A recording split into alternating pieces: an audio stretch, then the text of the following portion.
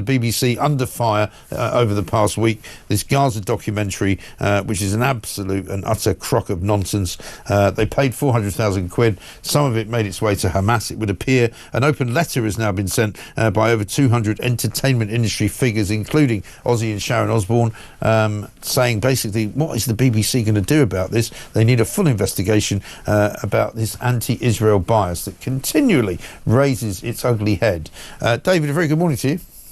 Good morning, Mike. Thank you so much for joining us. I don't know whether you knew about this open letter, whether or not you've been able to attach yourselves to it, but it does seem, doesn't it, that it's now incontrovertible that the BBC is damaged below the waterline when it comes to anti-Semitism. It certainly does, Mike, and it is certainly something when Ozzy Osbourne is where you turn to for moral guidance. But it is moral guidance he's providing, because the very basic question is how it is possible that the taxpayers' money, British taxpayers' money, found its way to pay for Hamas themselves. Yeah. And also, why on earth does the BBC still refuse to call Hamas a terrorist organisation, even though the UK government and much of the world do? Now, when you interview someone on one of these hate-filled marches on the streets of London about why they don't consider Hamas a terrorist organisation, the answer is simple.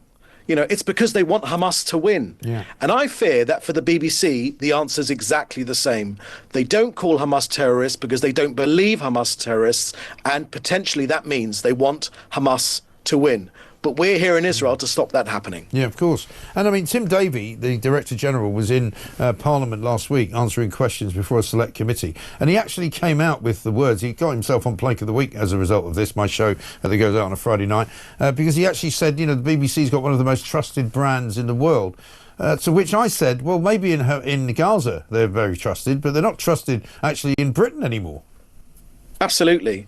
They repeatedly amplify false claims. The one early on in this war about Israel bombing a hospital, it was found to be false. It was proven to be false. There was a backlash. They took ages to admit that backlash, and more often than not, they push it under the carpet. But also, you know, they give Hamas spokespeople a platform with little or no challenge, while they're always aggressively questioning me. I'll give you an example last night. You know, the news and social media has been full of these appalling massacres in Syria, up to 1,000 people killed by this HTS jihadist organization inside Syria, that the BBC has again given some sort of tinted spectacle view. Exactly, yeah.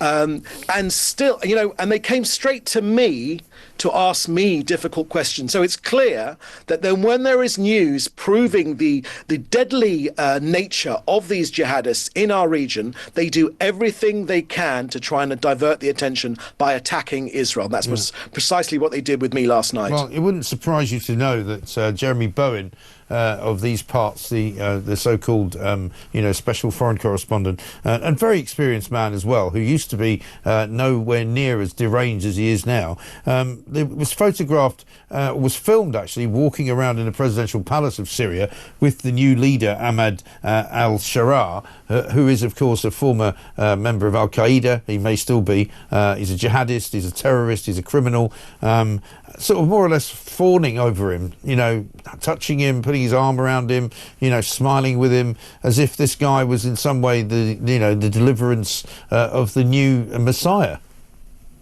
Absolutely. The obsequious nature which the BBC have framed Syria's new terrorist leader is quite frankly sickening. They're willing to overlook his Al-Qaeda providence and his ISIS providence, his support for the October 7th massacres. And the proof is in the pudding. Look what's happened over the last few days. Civilians massacred. We've seen the images on social media. They are absolutely appalling. But where you won't see those images is on the BBC, because they're trying to whitewash the actions of jihadis. Why, Mike? Because it's appeasement. Yeah. And as Churchill said, you know, appeasement is feeding the crocodile, hoping that he'll eat you last. Well, it's not going to work. the jihadism which we're fighting here, which we're standing up to, will, if we're not successful, make its way to the streets of London. It already has, which means we're on the first line of defence, and we are going to be successful. Yeah, well, I very much hope so. I wish you luck with it. David, good to talk to you. David Mensa, the Israeli government spokesman.